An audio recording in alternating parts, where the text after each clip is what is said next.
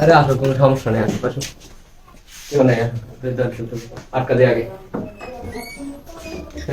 বসে পড়ো।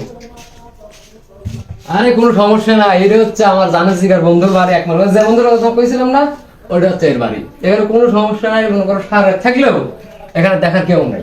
আমার কথা বুঝো নাই? আচ্ছা তুমি কি ড্রেস চেঞ্জ করো? যেহেতু বহুত দূরে, আর ড্রেস চেঞ্জ করার দূরে যাওয়ার কি দরকার আছে? আমি তো, অন্য কেউ তো নাই।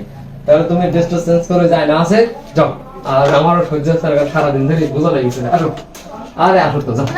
কি আবার এইরকমই? আর তার সমস্যা নেই, আসো এদিকে। আসো না, হাই রে আল্লাহ রে। কি কথা? আমি আমার কোনো কিছু সুবিধা মনে হচ্ছে না, ব্যাপারটা সুবিধা সেটা আমি আচ্ছা আমাকে করে তোমার বিশ্বাস নাই? আমাকে বিশ্বাস আছে কি? বিপদ কখনো বলে না, আমাকে করে তোমার বিশ্বাস আছে কি? তোমার করে বিশ্বাস থাকলে কি বিপদ ধাপ করে ঘটে গেলেই কি তুমি কোনো সমস্যা নাই। আমি এর আগেও বহুতবার এর আগেও বন্ধুর বাড়ি আইসি, যাওয়া আসা করছি তো, এটা নিয়ে কোনো সমস্যা নাই। আরে পাগল কথা এসে হক্কা তো ফক্কাটা বের হয়। হ্যাঁ, বন্ধুর বাড়ি আইসি, এর আগে আসিছো অন্য কোনো মেয়ে নেই, এটা তো মানে তুমি নিজের মুখে বললা। আরে না রে, দেখি বন্ধুর বাড়ি আইসি, বুঝাই না।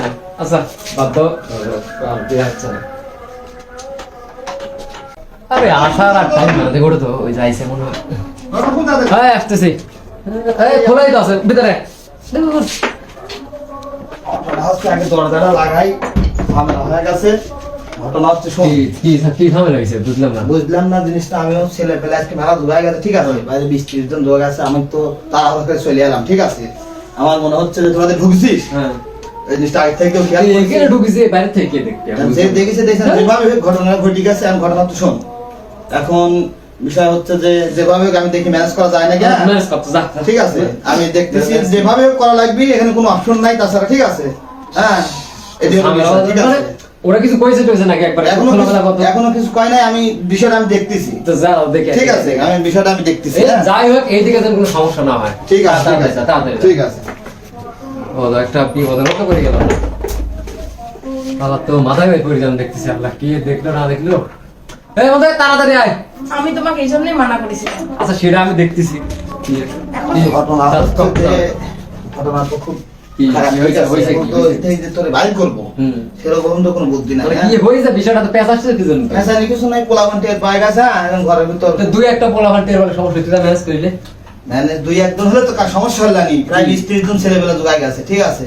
হ্যাঁ এখন এই যাতে আমি কিভাবে কি করবো কিছু তো বুঝতে পারতেছি, ঠিক আছে। বন্ধু ঘটনা হচ্ছে আমাকে আব্বা ফোন দিয়েছে বাড়ি থেকে, তো ইমার্জেন্সি একটু বাড়ি যাবে। এখন ইমার্জেন্সি বাড়ি যাবো, তোকে আমি বাইক করবো কিভাবে? বাইক করলে বাইক করতে পারতেছি, কারণ ওদের তো আমি বলেছি কোনো মেয়ে নাই। তুই না ছেলে মানুষ, তোকে আমি কোন রকম বাইক করতে পারতেছি, কিন্তু মেয়ে মানুষকে আমি কিভাবে? বন্ধু শোনো, ওই সব টেনশন বাদ দে। বিষয় হচ্ছে আমার কোন রকমের বাইরে করতে এ থাকুক, ঠিক আছে। তাহলে তো বিষয়টা দেখতেছি, তুই চলে, ঠিক আছে। আচ্ছা তুমি, আচ্ছা তোমার সাথে পরে কথা বলছি। তুই আগে চলে, আমি দেখি তো কাজে বাইক। তোমার টেনশন নেই, তুমি থাকো, সমস্যা নাই, থাকো আছে। আমি আর ও কোনো সমস্যা নাই, ঠিক আছে। আমি একটা মিনিট খালি কথা কব, আমি দাঁড়া। শোনো বিষয় হচ্ছে যে আমি তো বাইরে গেছিলাম, বাইরে মনে করো যে আশপাশ দিয়ে 30-40 ছেলেপেলে জোগাড় গেছে। হ্যাঁ ঝামেলা বড় আকার হতে পারে। আমি কোন রকম এখান থেকে পার হয়ে যাচ্ছি, তুমি এখানে থাকো, বন্ধু আছে, কোনো সমস্যা নাই।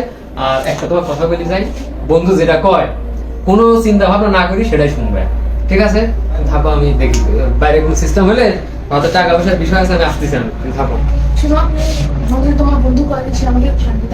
ওরে শোনো, এখন মনে করো বাইরের যে পরিবেশ, ওদের হিসাবটা হচ্ছে মনে করো দুজনে ধরি বান্ধে মনে করো বাইরে বিয়ে করে দিবি।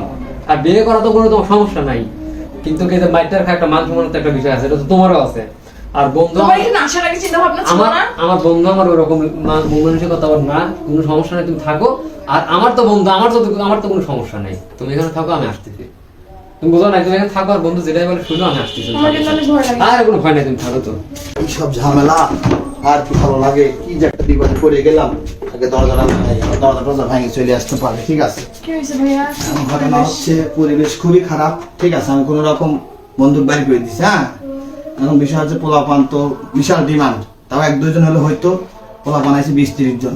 ঘটনা হচ্ছে তোমার কাছে কি 50 টাকা হবে?